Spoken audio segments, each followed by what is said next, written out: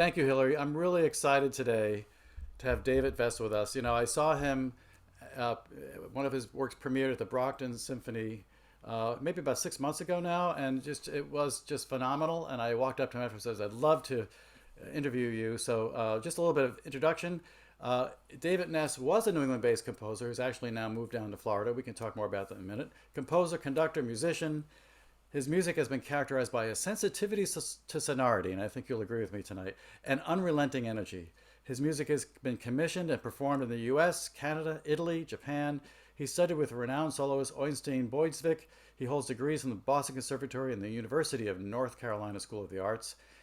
Because he's moved to Florida now, I have to say, he's previously been on the staff at Boston Conservatory at Berkeley and previously at the Boston Philharmonic Youth Orchestra. So welcome, David. So glad to have you here tonight. Yeah, it's great to be here. Thanks so much for having me. Really excited to talk. Yeah. Yeah. I'm going to start out by just asking a little background. We haven't had a chance to talk much about, how you got into music, but I'm always fascinated by how, what composers have in their background. Do they grow up in the music world? Some don't, some do. What was your childhood like? What was your first introduction to music? Sure. Yeah. Well, easily for me. So I'm from a really tiny town in the middle of not in the middle of nowhere, North Carolina, on the far western side, about as close to Tennessee as you can be while still being North Carolina, called Spruce Pine, North Carolina. I tell people I'm from Asheville, which some people know it's a great vacation spot. Sure. It's a little farther removed, but no one knows Spruce Pine. So, but anyway, so from a little tiny town there, my dad is a pastor. And so a lot of the music that I first was introduced to was a lot of stuff at the church. I was, being the preacher's kid, I was at church all the time, right? So yeah, I kind of grew up with that sort of thing. Mom sang in the choir, but really how I first got into it is, now that you asked this, I was like, oh yeah, this is kind of funny. What really how I got into band class, which was really my first time that I was ever really dealing with participating actively in music, was you only had three choices. You could be in choir, which when sixth grade me was like, I'm not doing that. I'm not singing, little boy. No, I'm not doing that. And then I think it was that or art class. I was like, well, I don't really, that's not going to be me. I don't know. And then I remember the band director did a presentation, and he is a trumpet player, Tim Drum. He's the band director, and he held up the trumpet and he said, "It has three buttons. How hard could it be?" Now that's some false advertising. It's actually very difficult to play the trumpet. That But for me, hilarious. I was like, okay, I'll do that. I'll go play the trumpet in band. And so many of the students, I was like, all right, I'm going to go be the trumpet person. But unfortunately, in the alphabet, I'm a V, and so I'm at the end. And when they called, what instrument do you want to play? They already had too many trumpets, and they also had, my second instrument was saxophone, and they already had too many saxophone. I was like, well, okay, So the book that I was reading at that time, one of my favorites, a kid's book. It's a great series called Redwall. I don't know if you're familiar with it or not, but they're really fun little kids sort of fantasy books. And anyway, the character that I really liked, that I identified in the book, Mossflower, he played the flute. And I was like, okay, this guy plays the flute. I'll play the flute too. So I picked the flute of all things. So I played the flute in the sixth grade band. It was a lot of fun. And then I became interested in learning more as time went by. And actually, this is I remember I wanted to start playing some of the things I was learning in band on the piano. My mom played a little bit of piano. I wouldn't say it was a very musical home growing up. I mean, she played it a little bit, but not really. She never forced anything on me, and anything like that. Yeah. I had asked her, I was like, okay, it's B flat. I want to know what B flat is, because that's the one you always start on. In B flat is like the main note, and for any middle school band people, you guys know, right? But for some reason, when she told me that, I must have misheard me or something, and she told me that C, the note C was, and so when I first started playing, I kind of learned the piano the wrong way for some reason. I learned all the wrong notes in all the wrong places for like a year. So I kept thinking that all the notes were wrong. It's kind of funny. So I learned the piano as like a transposed instrument. Yeah. So even you Was thought C was a B flat on the piano? for a little while. Yeah, I guess I Wow. misheard her or something. I don't know. I don't know. I mean, That's obviously, fascinating. I figured it out later when things did not line up like they were supposed to. But anyway, so yeah, I did that. And when I got into high school, I started learning I started taking lessons on keyboards and guitar and bass guitar. I started learning all the different instruments. I loved them. And Yeah. but the big one for me was when we got to high school, it was a very small band, and we really needed we needed more low brass. I remember the band director being like, "We need low brass. We got to have low brass. We don't have enough." And so for me, I was like, well, okay, there's already two trombones, and there's already a guy playing baritone. I'll play the tuba. There's no one playing tuba. Take it lower than that. Yeah, yeah. So and at that time when I had switched over, I had been playing the piccolo. So I went from piccolo to the Wow. tuba, which Now, is is there kind any of a similarity in the embouchure or anything? Probably not, right? in the embouchure, no, not really, but in the quantity of air required, very much so. Sure. It's kind of funny like that. Well, because flute players, they lose about 70% of their air just going out across the flute. I So hadn't you have thought to of have a that. lot of air to really like pump that thing out. Oh, really? Arguably, kind of more in a way than the tuba. It's just used differently. It's Wow. slower for Mm, us. It's very fast for them, right? sure. Faster, higher frequencies. Oh, God. Yeah. Um, so it wasn't too bad. What really messed me up was it made my reading very weird because I could read above the staff and I could read below the staff, but in the middle was just I get mixed up all the time. But yeah, so I played tuba, and I played a lot of cover bands, Mm. across like Western North Carolina. It was great. I loved that. Had all kinds of different groups that I played with all over the place. Brass When you say things cover and band, should be cover marching bands then, right? no, no, well, I did do some marching band. No, I mean like a rock band, like Well, multiple rock bands, playing what now? covers of 70s music, almost Okay. exclusively music from the 70s. Yeah, Were you my playing tuba at the time when you were in a rock oh no, band? I was playing electric bass Okay, we didn't talk about that. So you went to and keyboard, electronic. So, and actually also saxophone at that time. That was my big thing. Was I thought I was going to be a saxophone player, so you're so playing multiple instruments all through high school. all the time. Yeah, That's all the great. time. Wow. Now Loved it. today, I remember when you were Brockton Symphony, you also not only was your your piece featured, but you were playing in it and you were playing tuba. Is that correct? That's correct. Yeah, I've So been there. I played tuba for them for many a year, wow, which is great. I love the people over at Brockton. that's I'm really great. lucky to get commissioned by them, and it's been great. That was a So great how did you experience. decide? I guess in the high school years, at some point you had to say, "I want to be a musician when I grow up, or when I get out of school," or how did that happen? Right. Yeah. I guess for me, when I got to high school, I don't know. I don't know. There was never another option from, I don't Really? know. It never occurred to me that I would do anything different. I was like, I'm just going to keep learning this. I really like this. And That's so great. my goal was to go, I was like, okay, what I really would need to learn is music theory. Like many young people and younger composer people, I think that, oh, you have to learn music theory. You don't, but that's a whole other discussion for another day. But anyway, I was like, I got to learn music theory. Where can I go to learn music theory? And I applied for a couple schools in North Carolina as a tuba major, which was hilarious because I was self-taught on the tuba. I didn't have a teacher. Oh You my God. know, I just kind of figured it out.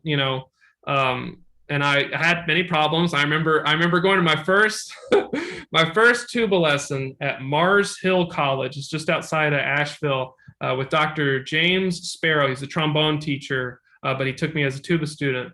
And I remember, him being a little concerned with me. He's like, it's called tonguing. He's like, you should be using your tongue here. And I didn't know. So I was air attacking everything. I was doing it all, learning it. It was all wrong. It was all, I mean, not wrong, but like not the normal procedure. No, I know. I Uh, was self-taught in piano, and the first 3 years when I got formal lessons, they had to unteach all the things I right, right. Yeah, exactly. yeah. So that was the thing for me. But anyway, and so at the last minute, my drama teacher in high school, a really lovely woman named Angie Holtzclaw, she was like, you should really try and audition for the School of the Arts. And so I had only ever heard of School of the Arts. It's like an arts conservatory in Central North Carolina. It's in Winston-Salem, NC. And but I had only ever heard of people going for visual art. I didn't even know that there was a school of music. I didn't know there was anything other than, I thought it was literal like visual art, like the Yeah, School of yeah, the Arts. So I was like, right. oh well, I'm not doing that. I don't know how to You're any not of an that. artist. Yeah, right. But she's like, oh, you should go check it out, and so I auditioned, and I remember was so nervous that I practiced way too much. I mean, if you're a brass player, you wear your face out. You can't recover from that until like the next day, like you Oh burn. wow. So I burned my face out, and then Oh I went in the no. interval. My every note it was wobbly, it was horrible, and I was like, well, I burned that bridge, I didn't get in. And but anyway, I somehow got in, and was able to go, and I felt like Harry Potter when I got there, because I didn't know anything. It's a classical performance, classical. I didn't know anything about classical music. Wow. I knew blah blah blah blah because it's a ringtone. I didn't know anything about it. I remember everyone being all gung ho, all these string players like, oh yeah, we're playing Mahler 2 in the spring, and I was like, cool. So like, what is that? I don't know what Uh-huh. that. I don't know what that. Why are there Two-part hour. What two? is it? Why are there two of them? Like, Right. why are there two? So anyway, so I felt like Harry Potter. I fell into this world of, oh, there's all this classical music and all this, these orchestras and things. I had never played in that. I had never known anything about that. And Yeah. just where I was from was just a little band. Right. So yeah, now during that time, when I was at UNCSA, I had a really great, my big turning point for me was we did a concert of, well, not exclusively, but we were doing a workshop or residency or something, whatever the word is, Mm. with an American composer named David Maslanka. And unless you're a wind band person, you won't have heard of him. But if you are a wind person, it'd be shocking if you hadn't. Mm. But anyway, and so we did a performance of his Fourth Symphony for wind band, and he was just such a miraculous guy. He was a bit older. I want to say, I don't know how old he was, but he was up there. I mean, he was still fully functioning and everything like that. Yeah. But I remember when he first came in the room, and I remember it being a very interesting. I've never, I didn't. To me, like, music had just already all been written, and we just play it. Right. I didn't know if people did that. But I remember it was a Thursday night, because wind ensemble always sucked because we had to have rehearsal from 7 to 9 on Thursday nights, and the energy was off, and it was just bad, and it was just not. It was never fun. And there comes in David Maslanka. Quietly, he's a quiet guy. He's one of those that, like, he can't speak loud. Yeah. But he came in the room. He stood at the conductor's podium. We hadn't met him yet, and there's a lot of bickering and arguing, whatever. Yeah. And he just waits patiently, and all of a sudden we all became quiet, and we just looked at him, and he could tell that there was something off the room, and he was like, "I want to invite you to take a breath with me." And you want to talk about the temperature of the room. Mm. Changing, and he just breathed with us for a minute. We all breathed, and then the opening of the Fourth Symphony starts with the horn solo, and he literally just stood there, and he just held up his hand, and then I think her name was Allie. She came in, ba ba ba. It was a magical thing. It was a magical experience. Wow. And so I was like, wow, that's really cool. I'm interested in that. So I bumped into him in the hallway, and I talked to him for a minute, and I was like, okay, I've got to try this thing. I've got to try writing it. So I got to work, and my friend Ted is a great composer, euphonium player, and songwriter. He's a really good songwriter. Was an upperclassman. He's a friend of mine. And he's like, hey, he was a composition major. I was a performance major. And he's like, I'll give you a lesson. And so I brought some stuff in. He's like, yeah, keep going. And it started to spiral out from there. And I took lessons with, a professor there named Kenneth Frizzell. Mm-hmm. And a graduate TA named Nick Rich, and somehow, with my first 4 pieces, got into Boston Conservatory somehow magically. Yeah. And then it's there for masters, and that's wonderful. So that's how you get the composing bug. And then how did you develop into your career as a musician? Like, where did it go from there? Yeah, it's a lot of saying yes to things that I'm not quite ready for.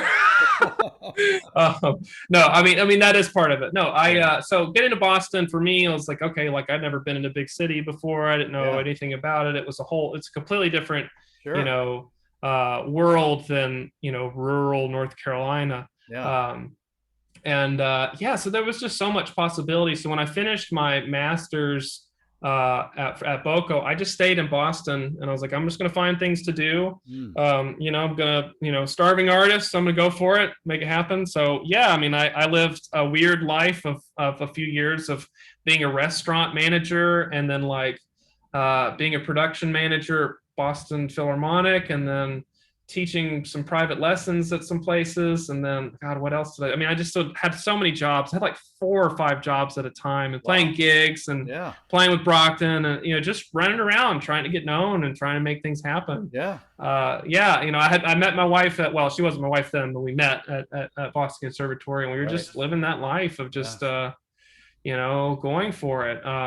That's wonderful. Yeah, and I ended Wonderful. up saying yes to a free gig for this thing called the Brockton Symphony. Mm-hmm. Because let's see, my wife Sophie, her dad is Bill Cass. He's a tuba player. I'm sure someone listening to this knows Bill Cass, because everyone on earth knows Bill Cass. And Bill Cass, I'm not kidding. I'm not. Yeah. I'll be shocked if someone does not Yeah. know Bill Cass. Right. Okay, so Bill Cass knew Wayne King. Wayne King's principal trumpet of the Brockton Symphony, and Wayne wanted a brass quintet with a tuba. Now, Bill is a tuba player. He's a tuba player, but he does jazz. He doesn't really do classical stuff. And he was like, "Hey, would you like you want a connection?" I said, "Sure, I'll come by." And I met Wayne, play with him in the quintet. He's like, I could really use a tuba and a Brockton Symphony. So I came and auditioned, and then that happened. And then I ended up sitting next to Dr. Running, who's the bass trombone player, who's also the one of the music director, wind ensemble director at Bridgewater State. So a couple of years went by, and he's like, "Actually, we need a tuba person, and you haven't seemed like a pain in the ass so far, so I'm going to ask you to do it." You have a wonderful disposition. I bet your father being a minister has something to do with that. I've learned a lot of things from my dad. I'm a very lucky son. Yeah. Not so many are as lucky and privileged as I am. And Yeah. the disposition, I get a lot. That's a lot of my mom. My dad can be very he's very diplomatic, I think, as the word, as you have to be in something as complicated as church. But Right. my mom is the one who's really got the never-ending enthusiasm. She just always is happy to meet people, somehow finds out we're related. Yeah. She knows everyone on earth. I don't know how, but My anyway. teacher Wanda actually was a preacher's kid, and they call themselves PKs, I think, or something like that. I've heard that. I don't know. Everyone. So where I'm at in North Carolina, there's a church on every street. I mean, my friend Luke was a preacher's kid, and Matt was a preacher's kid. And I'm sure there were others that I weren't even aware of. So it wasn't some of your wonderful music, because it's just, yeah. it's really. I'm so glad to share this tonight. You did a great job of kind of mapping it out for me. So I'm going to basically, first of all, unpin myself here. Let me just do that, and then Sure. share this music here, and then we'll talk a little bit about the music, maybe before and then after. So this is the one that actually I heard at the Brockton Symphony. Do you want to give a little intro before we play it? Yeah, sure. So, it's my second piece for the Brockton Symphony, which is a rare thing for a composer to say. We don't get to say that a lot. The second piece of a commission.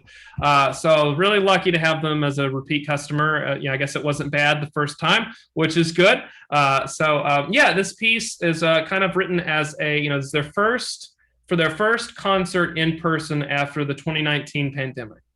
So we had to cancel, so many concerts, and they wanted something that was, they had said, all right, we want something celebratory, something, in the spirit of the John Williams Olympic fanfare, something that's uplifting, something that's fun, exciting, engaging.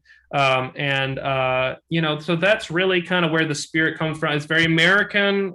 It really, I wanted to write something very tuneful, something that, they could play and you could really, give you an extra pep in your step. Soaring over the White Mountains. And by the way, are these the White Mountains in New Hampshire or any specific? They were, in New Hampshire. That's absolutely, yeah. It's a great place to be. Yeah.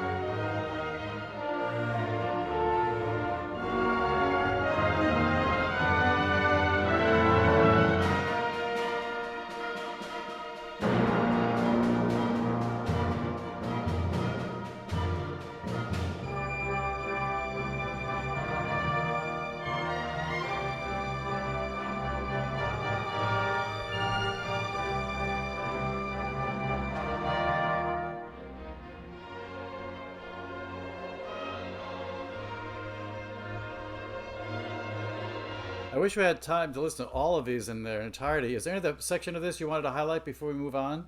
Oh, honestly, with everything else coming up, I think that's a great introduction. It's the first 2 minutes, Yeah, so that's just fine. beautiful. I could hear a little bit of the influence, I think, of John Williams, perhaps. Yes, a very intentional decision. Very Yeah. much, and I'm an admirer of John Williams, and he's a phenomenal composer and storyteller and Oh filmmaker. my And God, it's my dream yeah. to interview him one day, but that Oh, probably won't happen. please let me know when you do. I would love to tag along. Yeah. Oh my God. Any other people you want to mention that are influences to you? I mean, obviously, you've been exposed to a lot of music over the years, so. Yeah, I mean, there's a ton. I mean, my desert island composers. Oh, it's hard. Obviously, I mean, in a very serious way, I do say John Williams. I mean, a lot of people say him, but Mm. the more older I get, and the more that I know about music, the more I just am so just blown away by his ability with melody and to create things that are so memorable and crucial to the storytelling in film. It's just, Yeah. I kind of joke with this, but I say this, I think he really is um, an incredibly underrated composer. I know a lot of people really like him, but I don't think that many people really appreciate what they're getting with him. Yeah. So I say that, but he's a big one for me. In the classical side of things, it's so hard to pick. But Yeah. Yeah. if I had to pick like one to just sum it up, I would say Benjamin Britten for Ah, sure. yeah. Yeah, Peter Grimes. I've got my little classical music Bible here is my Peter Grimes, the full score, most expensive score that I have, but Wow. well worth it. So many lessons in that Mm. book. Yeah, he's great. He's a favorite. Sibelius is another one that I've really connect with Yeah. more and more. And I would say out of on the sort of on the not necessarily the popular side, but someone who gets another underrated gem is a Japanese video game composer named Nobuo Uematsu. What a colorful, imaginative composer. I remember those thousands, probably millions of hours spent playing those video games and just being completely captured by his musical soundscapes and melodies. So, yeah, a very deep love for Mr. Uematsu. Wow. Okay. So this next piece, Suite from Horizon for chamber orchestra, you want to give us a little bit of a background? And this is only. Right. Yeah. This is the third piece of music that I've ever written. It was a great challenge. It was written for my friend Preston Jeter. He's a director. He's out in L.A. When he was a student. He was a film student at University of North Carolina School of the Arts, and I was living down the hall from him. And he asked me to write music for his beautiful. It's a silent film. And basically, it's this dystopian world where the sun is dangerous. It poisons people. It kills them, and so people have to live, away from the sun. And eventually, this couple decides that they're both sick, and their final act is they're going to climb to the top of the mountain, and they're going to watch the horizon. They're going to watch the sunrise. Wow. So there's no dialogue. It's silent film. The music has to be good. Oh my God. We have one recording shot, and it was my first time orchestrating. So Wow. it was quite the okay.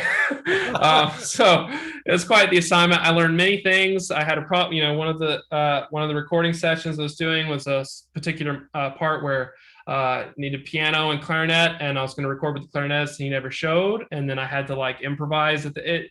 I learned a lot from this. But Wow. all being said, I'm very proud of the musicians.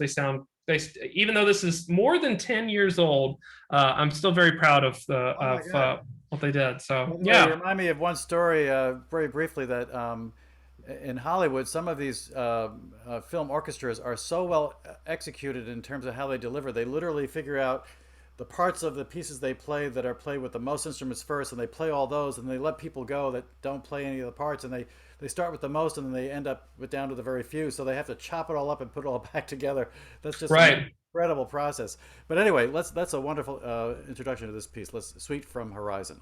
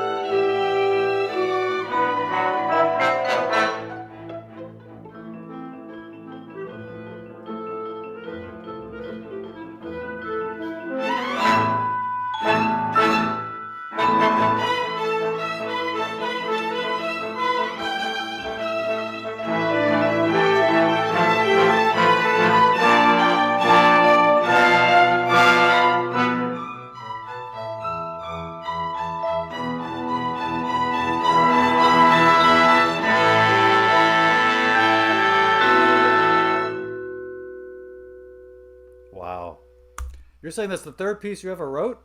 It's my third piece. Yeah, I did a yeah, third piece. That's amazing. How many years ago was that? 10. It was a 2012. Yeah. Wow. Yeah, Very it might nice. be a little more than 10. I think it was in the spring. I don't remember exactly. I think March or something. Yeah, March of 2012. I feel so. It is remarkable how time flies. But yeah, Wow. Now this is yeah. something from 2014, Chroma the Great. Chroma the Great. Yeah, this is Yeah. for the Boston Conservatory Composers Orchestra. Hmm. Was my second piece getting to write for them. Mm. And what a great time! So Chroma the Great. If you're unfamiliar, if you don't recognize the name, have you ever read the book The Phantom Toll Booth? Yes. Oh yeah. So Chroma the Great is a character from The Phantom Toll Booth. He is the conductor in the woods.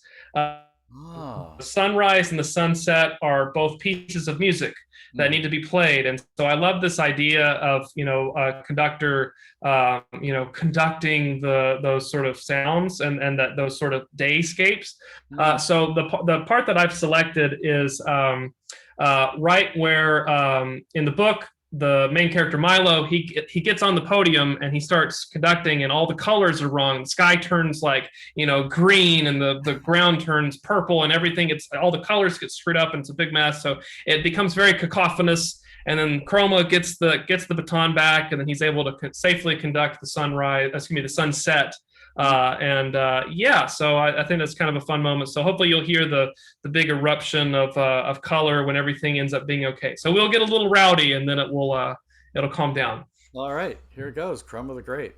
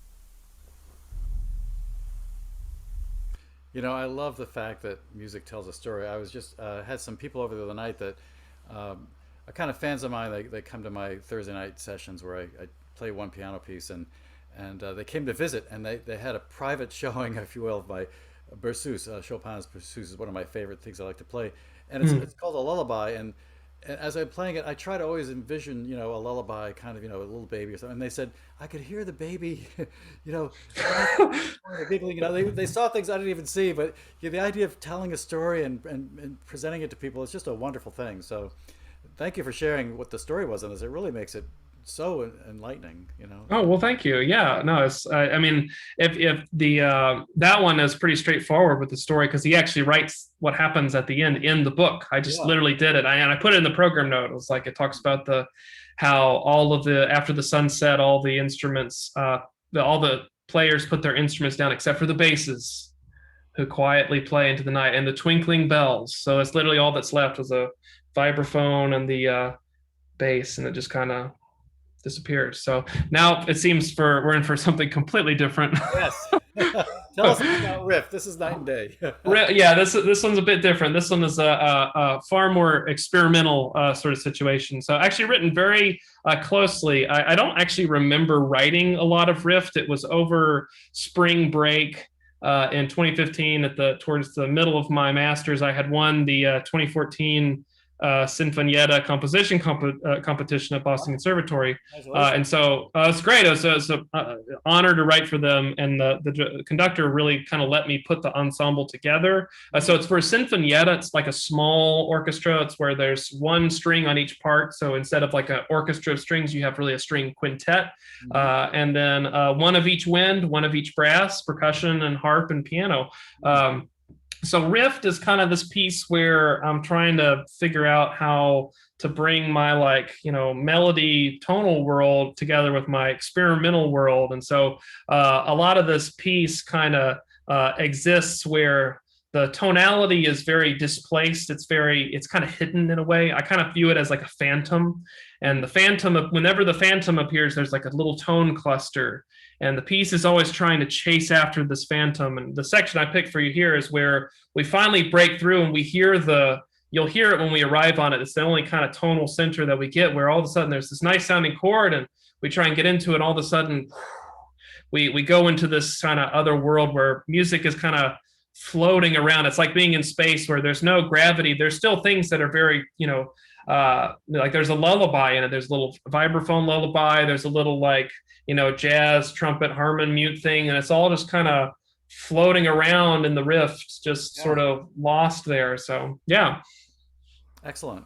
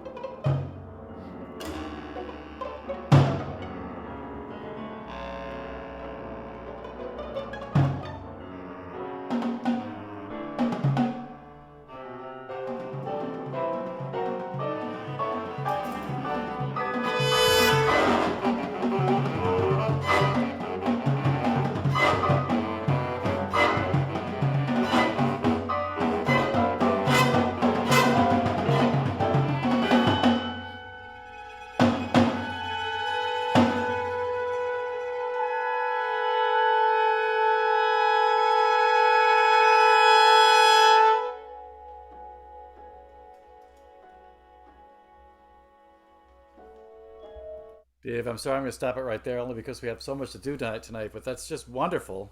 And I'm going to encourage people to go to soundcloud.com/DavidVessMusic and just listen to all these pieces. They're just phenomenal. I had a lot of fun last couple of weeks listening to these, and this is just a small selection of what he's got. So, and by the way, I think where is that?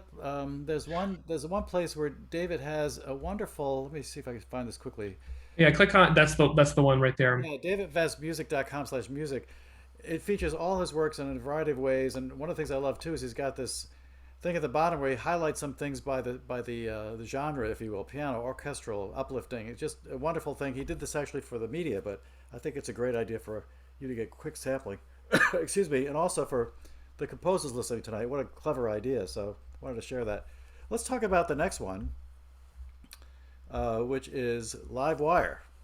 Yeah, LiveWire. As as I put in the program, it's not finished. LiveWire is not finished. What this is this is a draft of the first movement. But what I call it in the program notes is it's an infernal contraption written for my friend David Angelo, who's a great performer and friend, and yeah, he's fantastic. But anyway, yeah, I had this wild idea. Well, this was for when I was deciding. You know what? Actually, I want to apply for PhD and DMA programs, and I kind of need something a little more recent.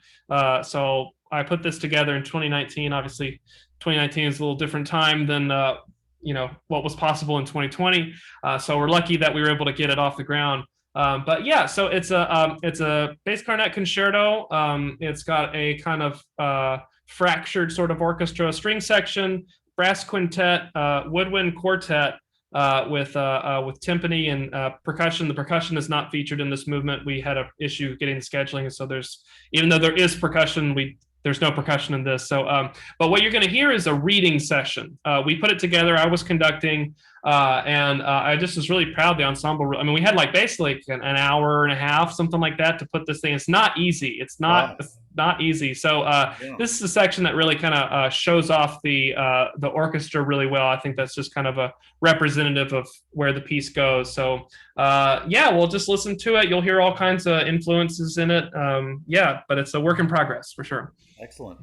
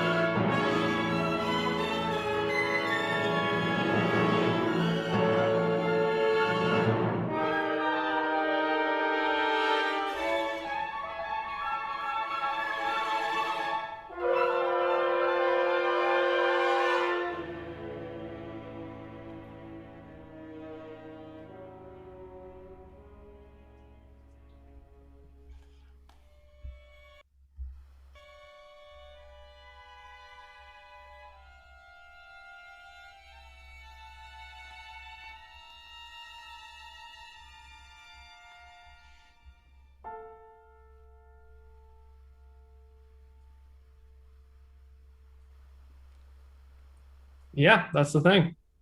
I love it. I'm sorry I cut off a little early there. I didn't. Oh no, it's okay. It gets really quiet, and that's Yeah. it's setting up the entrance into the next movement. So You know, the yeah, textures that you put together and just the way all these voices that come through and the movement in it, it's just wonderful to listen to. It really is moving, no pun intended. And I love the fact that you do things that you don't think you know how to do and then you do them. I mean, I have to admit, I've always wanted to compose like that and just never thought I could ever do it. And so I don't, but what you're doing is aming. So it's just so oh fun well, to thank you. do this. So the next one, and we have a lot to cover still, Fairy Dance number 3, Puck's Reprise. Yes, this is such a fun collaboration. I had just a delightful time doing this. This was written for my friend Andy LeBlanc, who is a theater person, theater director, actor extraordinaire. No, if he watches this, but yeah. So he did a production of A Midsummer Night's Dream with the Applause Academy, and he asked me to write music for it. As a friend of mine, I said, of course. And so his whole sonic world, you think you hear A Midsummer Night's Dream, and you think surely there's going to be sort of very English and classical, and not at all. He wanted The Legend of Zelda, and Final Fantasy X too, and this whole completely different sort of video game world, and that's right up my alley. Yeah, this is a little moment. So a lot of what I wrote for are the fairy dances, these things that happen in the show where he really wanted to accent the movement of the fairies, and they have to be very magical, and they have to they have to bring the sun up, and they have to set the sun, and all these things. I'm noticing that's as I say it out loud, that's like the third time I've said that. There must be some kind of recurring theme with that. But anyway, so yeah, this is my fairy music, and you're going to hear the fairy dance, and you're going to hear them eventually transition to the end. This is at the very end of the production. Mm.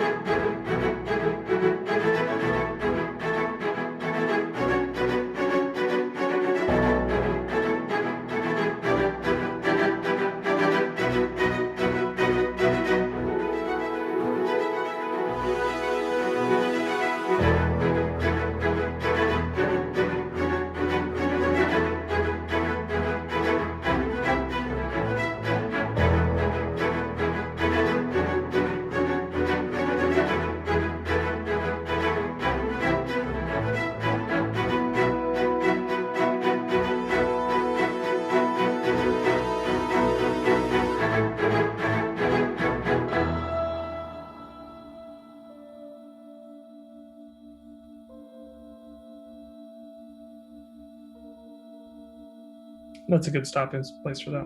Okay. Very nice. Oh, thank you. Thank you. That was fun. Yeah, I'd love to hear it with a real orchestra. That would be the real thing. Oh, is that not a real orchestra? That's a mock-up. I made the mock-up. All done with electronics? All electronics. That is phenomenal. Wow. Yeah, it's they're the and I don't really know how to do it well. I really don't. I'm really very new at that. There's some people who go even better than than what I'm cranking out with that. But yeah, I'd love to hear that. I think that would really be really fun to play in the orchestra. So yeah, definitely. Underwater exploring. Let's talk a little bit about that. Yeah, sure. So this came from this is written during 2020 when I had a lot of more time on my hands to just kind of be at the house. Yeah. I decided that I was going to learn how to use Logic, which is the DAW on Mac computers. So I was like, all right, I'm gonna learn how to do this, and that's what I'm gonna do. So my goal was every day that I had time for it, I would make a new one, and then I would send it to my wife and see what she thought about it. So this just happened to be one of the ones that I made, and I was like, this isn't bad. I'll post this and just have it out there. So read is what DAW. What is that? Oh, it's a digital audio workspace. So instead of using like pen and paper like I do for almost everything else that I do and then putting it into the computer, it's a audio performer. So I play what I want into it, and then I adjust the sounds, and I use synthetic sounds to create whatever it is. So I mean, I'm using sounds that other people have made, and I'm manipulating them myself. Like come with preset sounds, but the rhythms and the pitches and everything like that, I make up all of that. And so yeah, it's electronic music. It's a part of the future. Yeah. And what app is that you used? It's called Logic, which is only available on Mac computers. But there's several of them that are out there. Well, here goes Logic. Underwater exploring.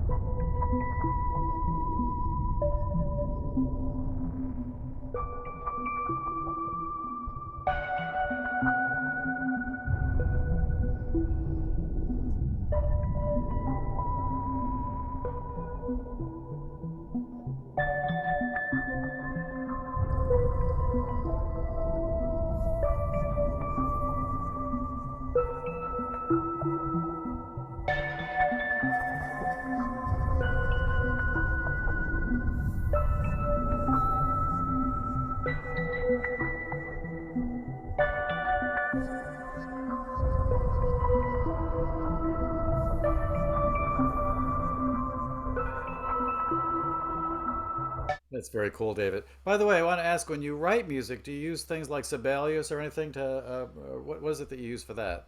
When I'm writing the like the DNA, like the spirit, like the main stuff, paper. I use paper always, Really? always paper. But Oh, when I notate it, I use Sibelius. yeah. Yeah, Interesting. but the you can see here I've got my sketchbook for some pieces that I'm working on. Let me find the one that's most recent. Um, where's the trio I'm working on? Da, da, da, da. Where are you? I'll show you the yes here. Okay, so yeah, it's my all paper. Yeah, all the this is my I'm working on a little brass trio right now. Oh. That's Now that's interesting. It's not on a staff so much as it's like mapped out. You have different thoughts and mapping it out. right. Yeah. Yeah, different ideas. I mean, now, truthfully, I am, as I always am, I'm under the gun. I need to get this done really fast, and I ran out of time. Not ran out of time. The timing of it is tough. I've got like this week, for instance, I've got 3 performances of my music. It's never spread out. Nothing is ever spread out. So I know I'm using melodies that I've already written that I haven't utilized in other pieces, so Yeah. I'm plugging them here. I love Uh, and I'm just thinking about texture and form and instrumentation. It's a funky instrumentation, but yeah, it's gonna be fun. But that's an example. I use that, and then I take those ideas and I type them into the computer, and that's part of the creative process. I make up my mind, I finalize decisions, but the spirit, the main part, paper.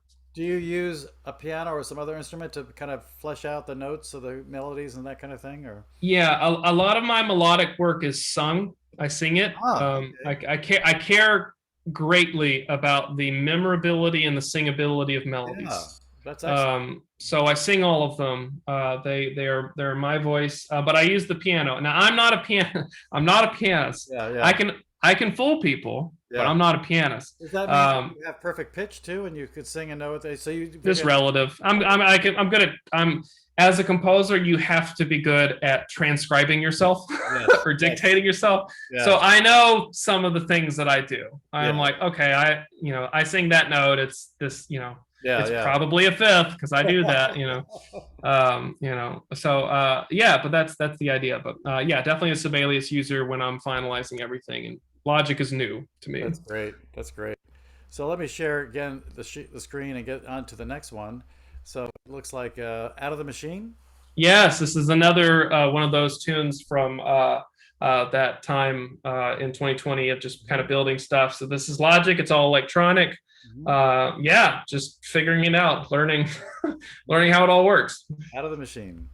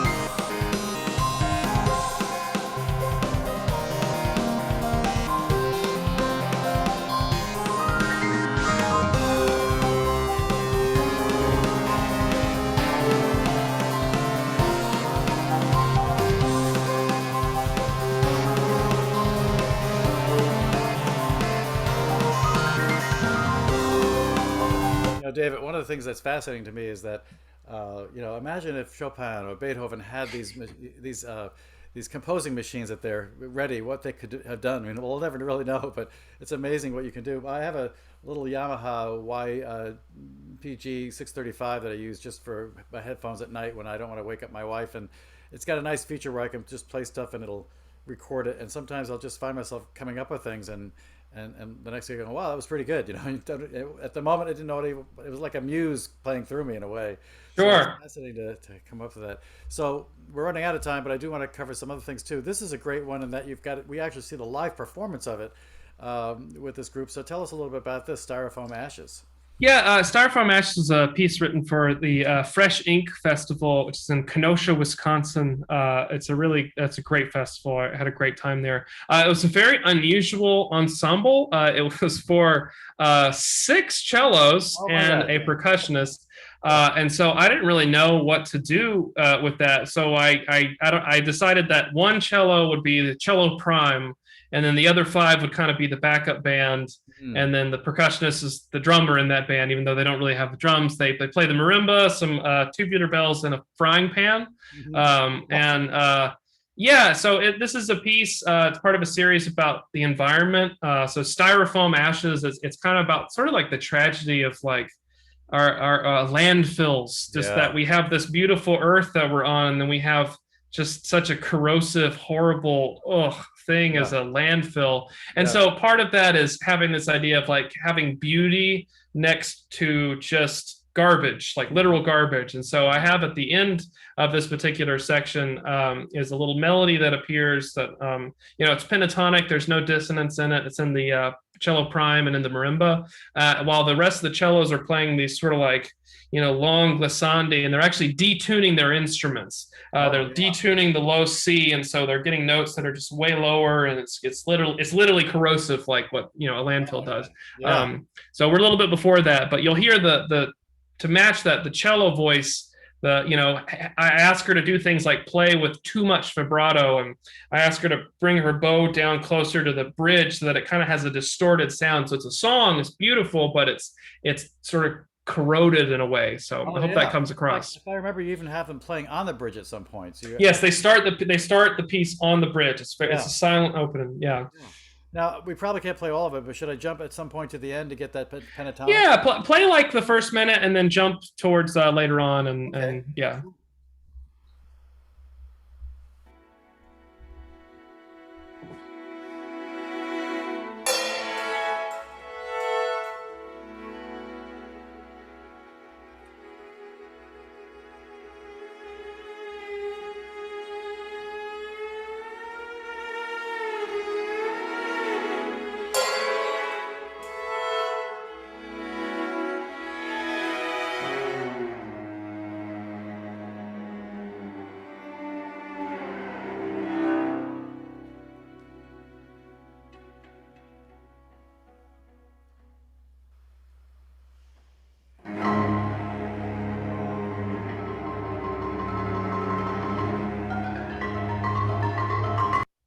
Oh, So yeah, you can jump ahead there if you want to get to the melody. I think it's around the three. Just yeah, go. That sounds good. 3:48. Let's do that. Let's see what's going on there. Right, this is just before it. love it.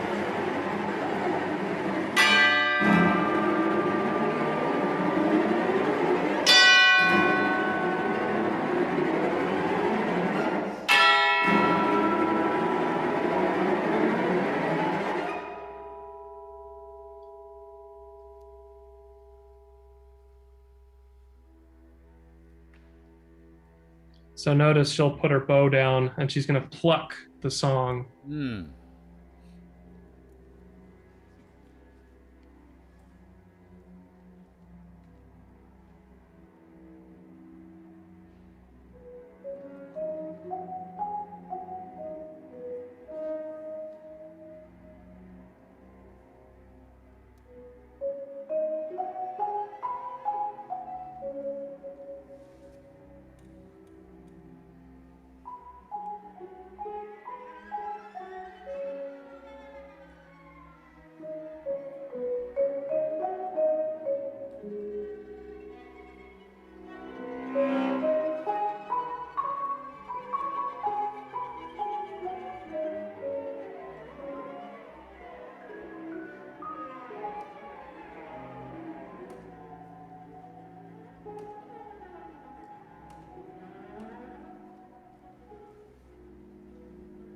This is wonderful. I wish we could play this whole thing in its entirety because you get the feeling that we're in a concert and you're giving us all the background on it as we go. So there's Yeah. more here. Stream gleaming. Yeah, gleaming. This is the very the dark horse. this is Uh-huh. the this is pretty. It's a pretty experimental. Written around the same time as Rift. It was the piece I wrote after Rift got off the ground successfully, Okay. and so I went even further. You'll hear it. It's a little out there. It's a lot of yeah, I don't know. It's a big thing. We can start at the beginning, or I can show you the end. The end is probably this is sort of like I don't know. The coda is very mysterious Hmm. in a way. If you wanted to show that, you could, or you could show the beginning. There's lots of options with this one. This Sure. one's I'll very I'll play the beginning and just direct me to other parts yeah. in Let's a minute or we'll whatever. hear the opening fanfare. All right. Yeah. No.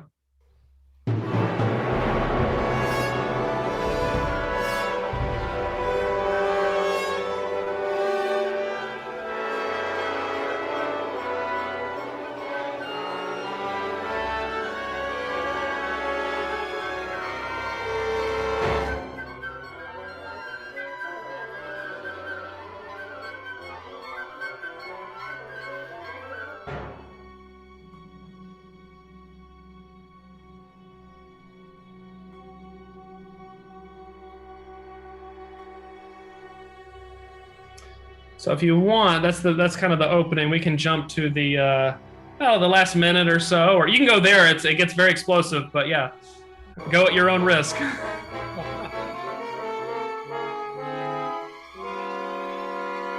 Great trumpet solo up here. Matt played this.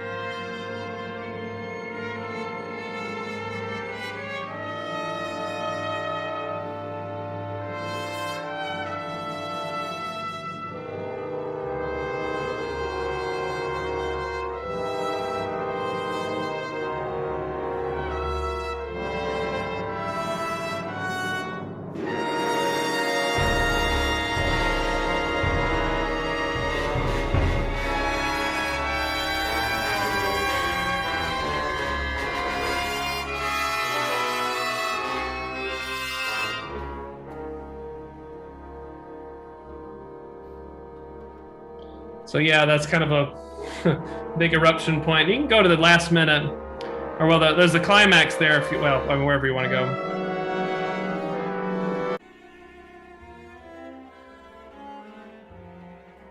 Actually, skip this part a little bit. It needs the context. Go. Yeah, closer to the end there. That's perfect. This is the ending. The much like the title.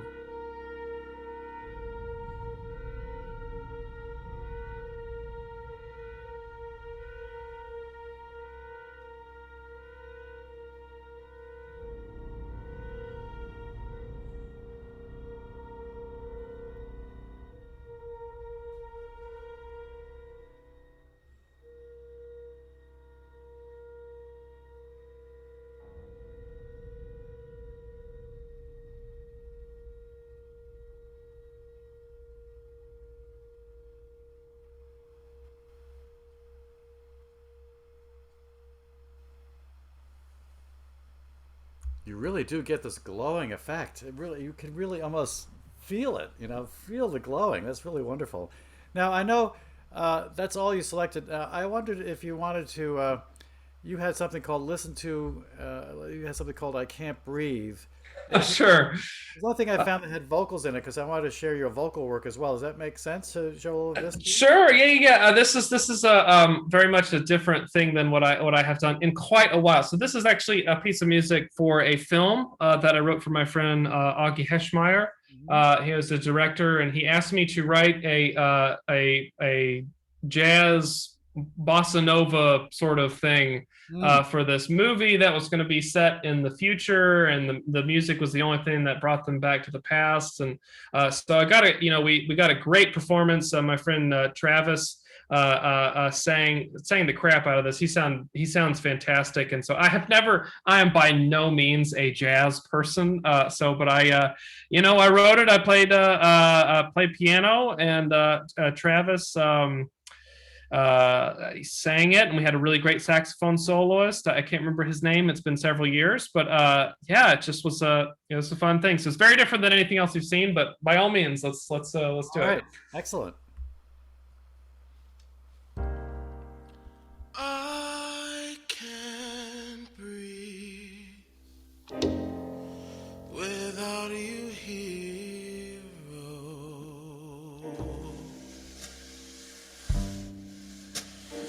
Caught in a fog of loneliness, even the world stands still. Quiet night, street lamps guide my way to the door, straight to the place I longed for.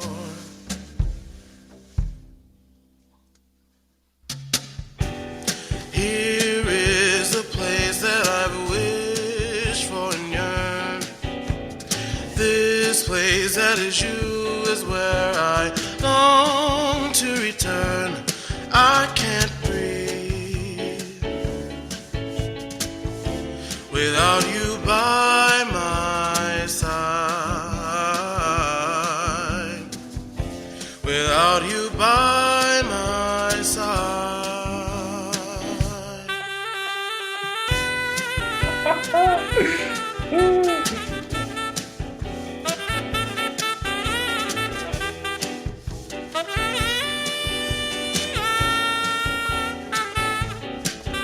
I love it. That's great. That's a good list.